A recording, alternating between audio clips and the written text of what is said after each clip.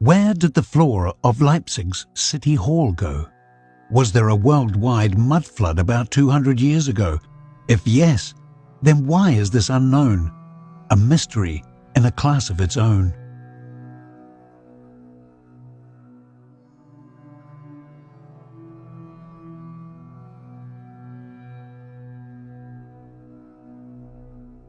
It is a well-known phenomenon that solid ground can liquefy within seconds, for example after an earthquake.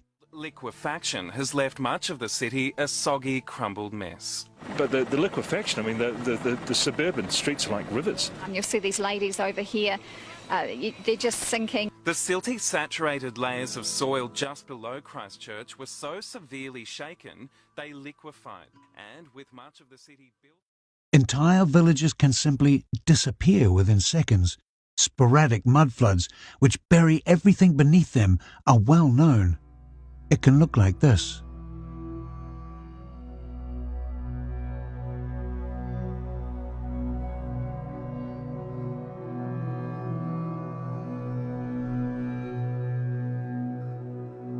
So, in itself, it is nothing special to expect that some houses have their first floors buried, as we see this consistently in cities all over the world.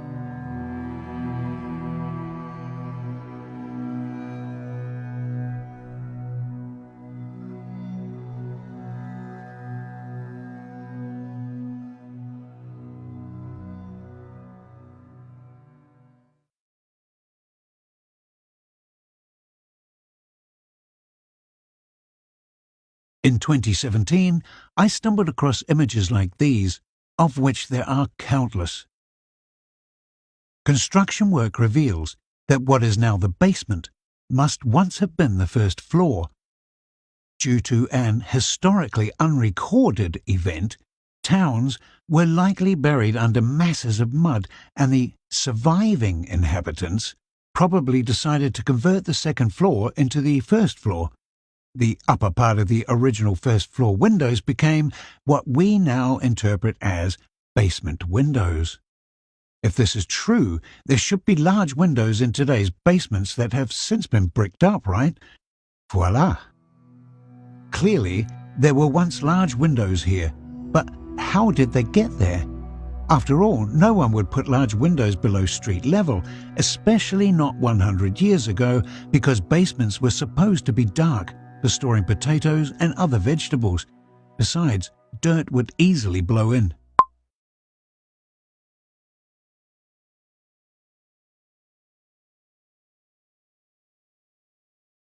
Well, how come then that in Leipzig, for example, there are lots of large windows below street level, for example this one in Reimenstraße? What we can find in abundance are houses with elevated entrances that also have a so-called lower level, like this one.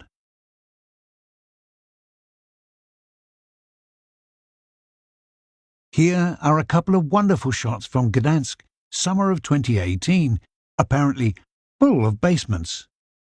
Or isn't it more likely that the former first floor is buried in the ground?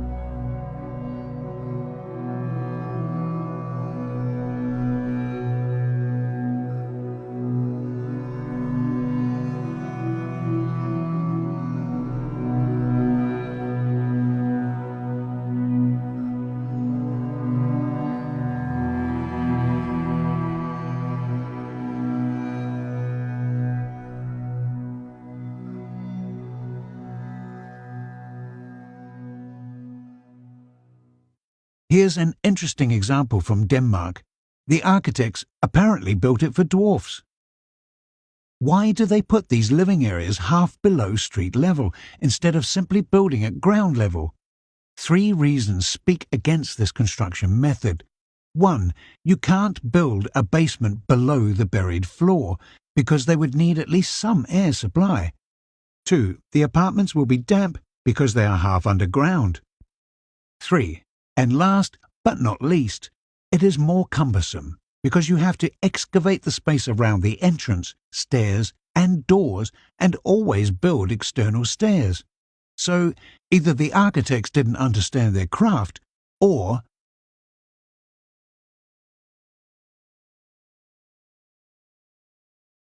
One architect suggested the reason was due to construction laws, which specified a maximum building height. The idea goes like this. Because they wanted to rent out as much as possible within the limits of what was allowed, i.e., for financial reasons, they built humid half-basement floors into which they moved the servants, as anyone else would hardly want to live there in times without central heating. A nice argument, but probably more of a desperate attempt to ignore the whole issue. In the past, servants were always housed invisibly, for example in the attic. Besides, did the obviously wealthy builders of those mansions really need a little extra income? And why spoil the appearance of the often nobly decorated building facades with dirty windows on the half-basement floor? And if aesthetics obviously played a major role, why build stairs in front of windows? I know dozens of examples of such unusual architectural planning in my hometown of Leipzig alone.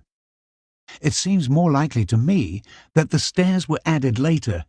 Last but not least, one can ask why even a mega building like the so-called New City Hall in Leipzig, with its tower at almost 377 feet high, has exactly the same mud flood characteristics.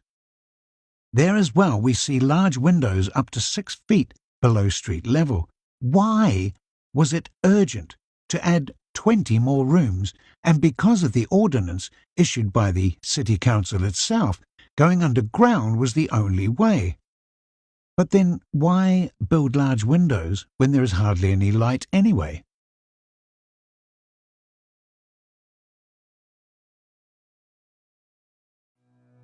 I found what I was looking for in researching the Old City Hall in Leipzig, which shows another floor until 1600.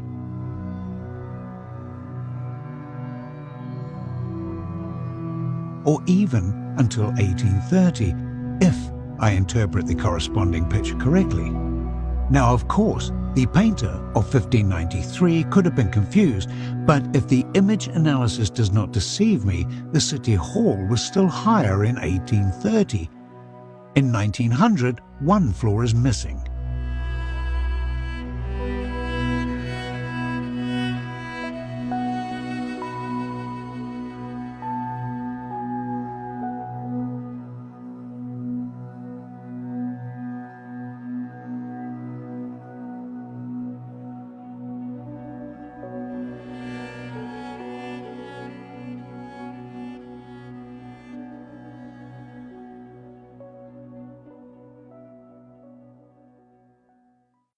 If we go by these photographs, which consistently show a higher city hall, the level of Leipzig's marketplace must be an entire floor higher today.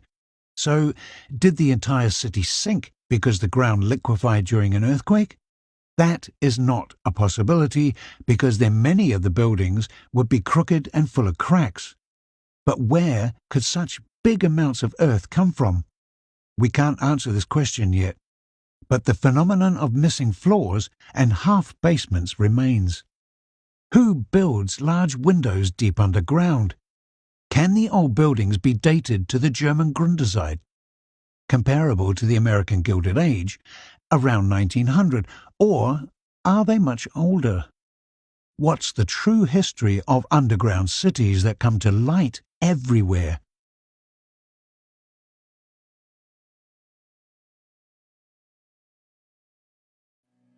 As already described, according to the photo comparison, for example at the Old City Hall of Leipzig, not only a complete floor is missing, but also the half-basements at the Gilded Age buildings are peculiar.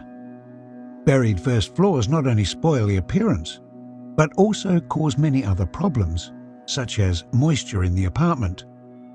But because you can't just walk into these houses and examine the basements, I came up with another idea. I looked into the light wells, and I was left breathless. Nowadays, light wells are no more than 3 feet deep, and the windows are usually small because large ones would constantly get filthy. But in many of the old buildings I examined, it goes down really deep. Example, At the building near the new City Hall in Leipzig, which today houses the Deutsche Bank, here's my first find, one of many. Who actually builds a large window whose upper edge is 6 foot below street level and shafts of a total of 16 feet into the depth?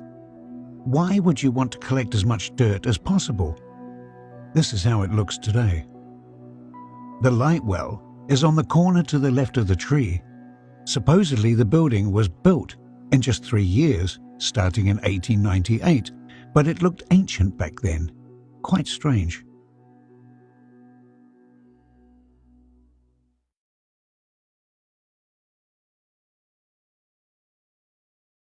Another interesting photo, not far from the Nikolai Kirch, in a narrow backyard, one of the light shafts shows the following.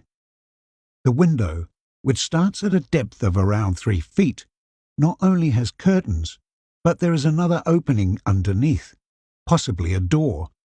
Why would anyone build a door and a window 2 stories deep into the ground? For accessing groundwater? What is puzzling is why the lower opening was not at least simply buried, but the light well was built to this depth. Does anyone live in such dark depths? What a mystery.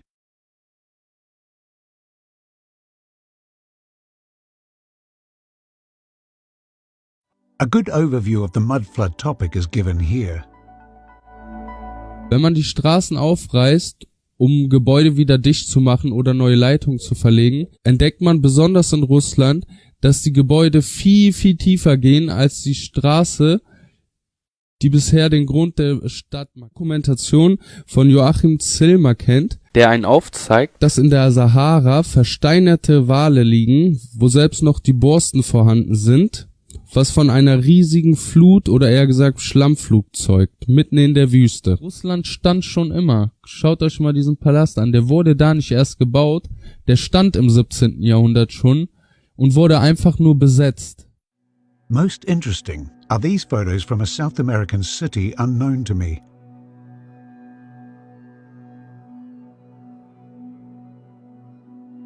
Especially in the last picture, where the layer of earth on the right side becomes visible.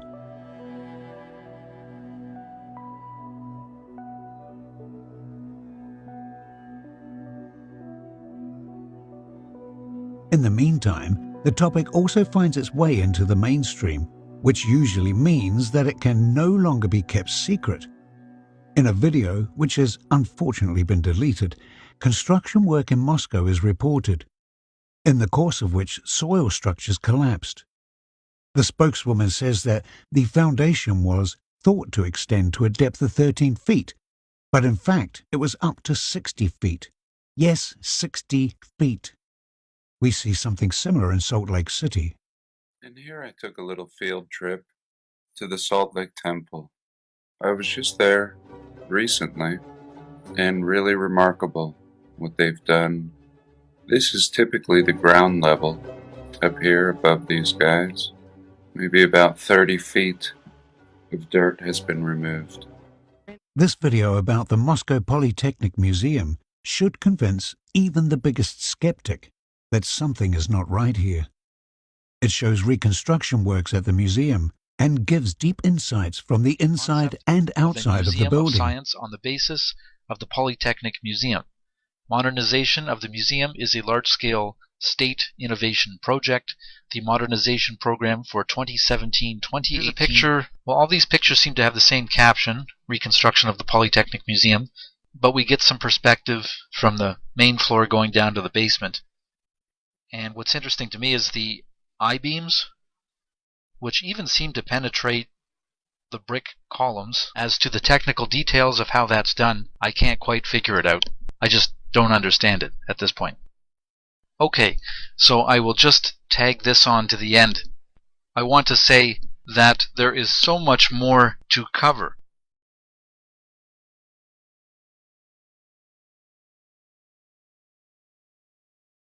This video shows a basement bar, quite obviously the former ground level.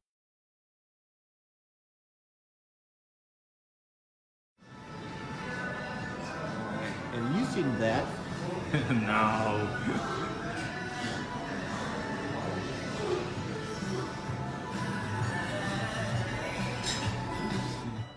Meanwhile, the intrigue of free thinkers turns to the countless underground cities. Listen and be amazed. All big cities investigated so far have large tunnel systems. This raises the question of whether, when, how, and, above all, why our ancestors undermined their cities like moles, up to 26 feet deep. Are we possibly dealing with the former street level that has been submerged at some point in our history? Here we can see the underground area of Seattle, a city in the American West. Bathtub. Yeah, there's some stairs back in there. That's kind of cool. I could go on like this forever, but let's get to the preliminary conclusion. There is no doubt that today's street level is between 5 to 18 feet higher than when all of these buildings were built originally. We generally see this in houses from the so-called German Grundzeit and the American Gilded Age circa 1870 to 1900. So the question arises, did a worldwide catastrophe take place in the 19th or 20th century, followed by subsequent repair work? If yes, then why don't we know anything about it? Or did it take place earlier, around 1600? As you may remember with the examples of the Old City Hall in Leipzig we discussed earlier, or did it happen several times? If so, these buildings would be much older than claimed, and our historiography would be a farce. Maybe the construction plans of these buildings, which can be found in the land registry, aren't construction plans, but only inventories. Did the actual builders and owners of these buildings perish in a catastrophic event? And did their descendants find the orphan cities and simply appropriate the buildings? This suggests we are looking at reset cities, a concept which we will discuss later. Countless photographs show deserted metropolises around 1840. Yes, this all sounds rather adventurous, I know. To question the writing of history alone would outrage many people. But what if, for some example, it was deliberately distorted in the course of re-education after 1945 in order to deprive the hated Germans of their past? Did the victors write history literally? We still encounter many inconsistencies, and therefore I would like to remind you of the motto of this series, namely, to think bigger and, above all, to think for yourself. Laziness and apathy are everywhere these days, and this is, in my estimation, because people assume they know how things are, an assumption which is implanted in school. Many people think they know exactly how it was, which epoch followed which, and how we got here. In the end, it's all boring stuff. But what if we have been deceived, dulled, so that we don't look and think for ourselves? What if everything was completely different?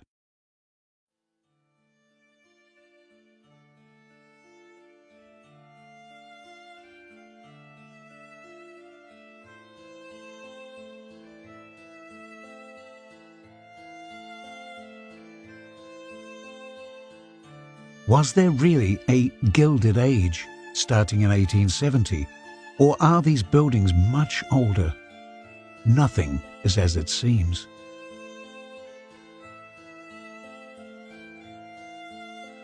Tourists walk through the cities in droves, busily snapping the sights. Ah, a Renaissance building built by King so-and-so in the year blah blah blah. Aha, so that's how it was. Ah, then everything is clear. Deeply satisfied to have learned something important again, it doesn't occur to us that the official narrative could be wrong.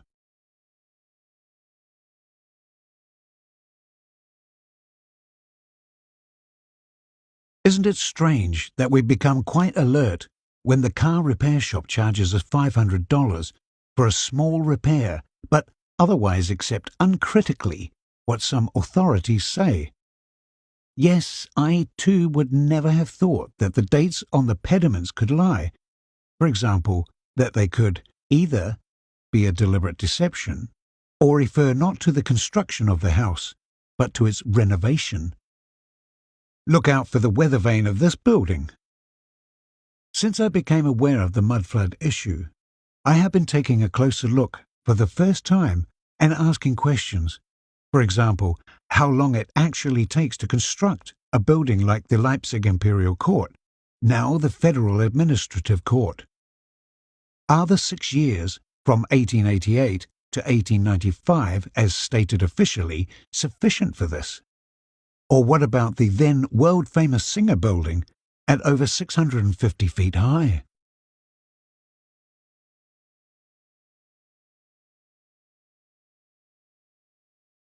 Supposedly it was built in just 2 years, from 1906 to 1908, without machine assistance, of course, and including this extremely elaborate, masterful interior design. Really? Here you can see the Singer building interior. The story of one building might still be possible. Maybe 1,000 workers did indeed spend day and night on the construction, as is said to have been the case at the Baltimore estate. Even though it is not quite clear to me how 1,000 workers do not constantly get in each other's way and obstruct each other's work, but let's ignore that for the moment.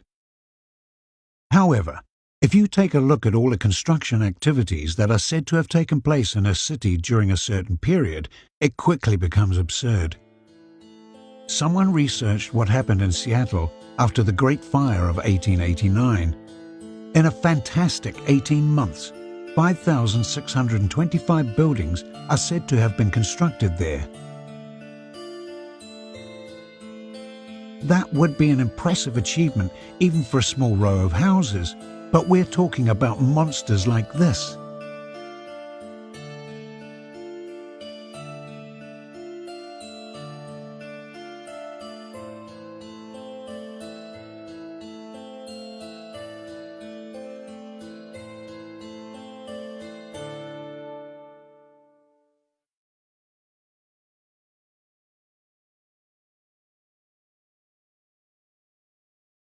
Probably the best video on such construction miracles is Mudflood Mansions and the Gilded Age Deception by Conspiracy R Us, which I can only warmly recommend you to watch in full. The author shows how absurd the official narrative about the alleged construction is, including the suspicious demolition shortly after being built. What exactly is the Gilded Age? And when I was looking at... He also talks about the purpose of the fireplaces, which were quite obviously not constructed or intended for the burning of wood.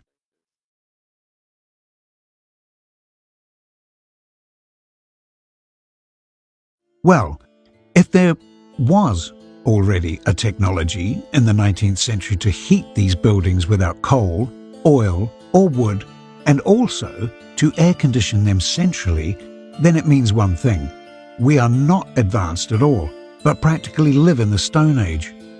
All discussions about environmental pollution, oil shortage, etc. are absolutely redundant because almost certainly the elite circles know about this technology. So they keep us deliberately in ignorance, as well as in a constant fight for survival. On the other hand, I'm annoyed at myself for believing all these cute stories and being so easily taken for a fool. After all, allowing that to happen has a numbing effect on one's psyche. As we will soon see in the series, it is not without reason that we got to see so many Western movies when we were young, where they showed us cowboys and Indians. The so-called American frontier was, by no means, a Wild West or an unsettled land, but home to a highly developed, now vanished culture. Compared to them, today's fast food-infested America looks like a Neander Valley populated by stupid barbarians.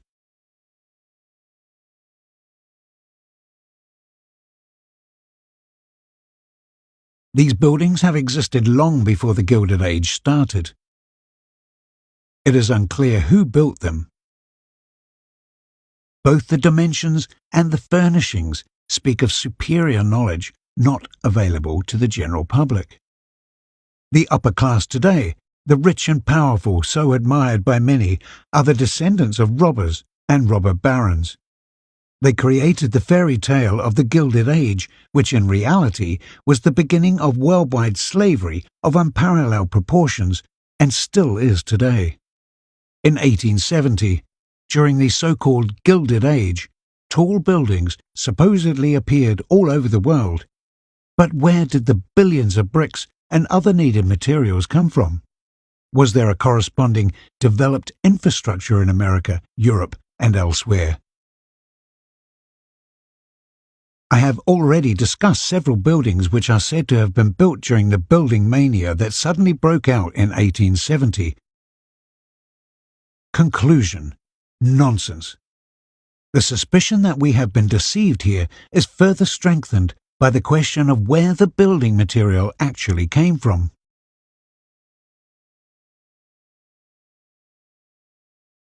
Martin Leitke investigated this question here. I worked for CADU, which is Welsh Monuments, on national monuments. I worked a lot with this and Bath stone and other stone. But this granite is a bugger to work with, guys. It doesn't cut right, it's rock hard, it's heavy. Then I went looking for the stone that produced all of this kit that we see all over America, the mudflood buildings that are being talked about. The history of Hardwick granite built the nation. So Hardwick is a guy, he's an architect out of Britain actually from the 1800s, but his stone is basically in America, and it's in a quarry in Vermont, and it's a stone producing company in Vermont in a place called Hardwick. It is claimed, for example, that a single small quarry, namely the one in Hardwick, operated by a family business, had basically supplied the whole of America with granite. To get an idea of the scale, here is an excerpt from a list of buildings allegedly built with this granite.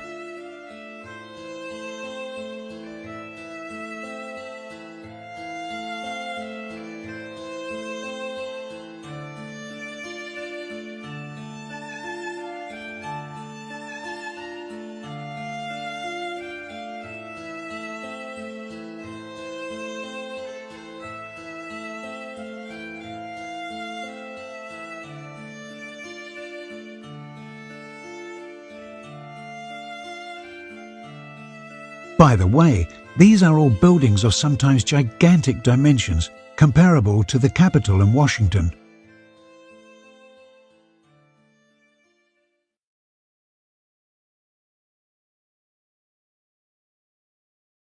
As if these contradictions were not enough, Wikipedia says that stone quarries were not operated in Hardwick, Vermont, until well after the end of the Civil War, which lasted until 1865. In addition, the railroad, which shipped the granite, did not begin operation until 1888. But what material was used for the White House, which was already yellowed in this photograph from 1848?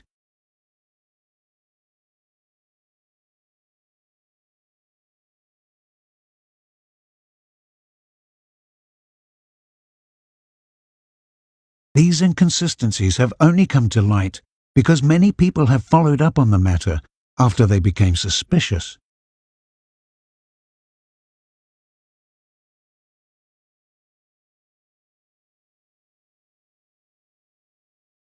Everything points to the fact that buildings like the Capitol, the Berlin Reichstag, and all other so-called Gilded Age buildings are much older than is said today. Moreover, they all show the same mudflood characteristics.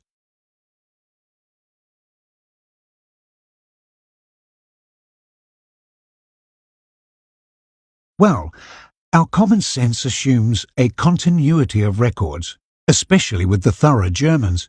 But wasn't Germany completely in ruins in 1945? Did only the land register archives remain intact, while everything else was destroyed? Under the reign of Adolf Hitler, it is likely there was massive confiscation of buildings and perhaps also falsification of property deeds. With the Soviets, at least, this phenomenon was well documented.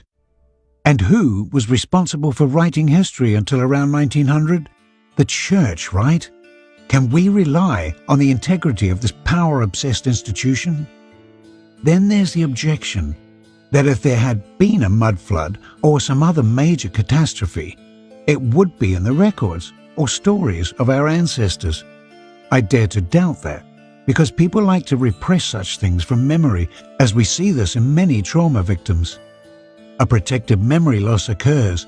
Besides, as we will see, in the 19th century, millions of children were transplanted into new families, depriving them of their historical memory and roots. There is too much circumstantial evidence that can be explained with normal common sense. I'm afraid we'll have to think bigger.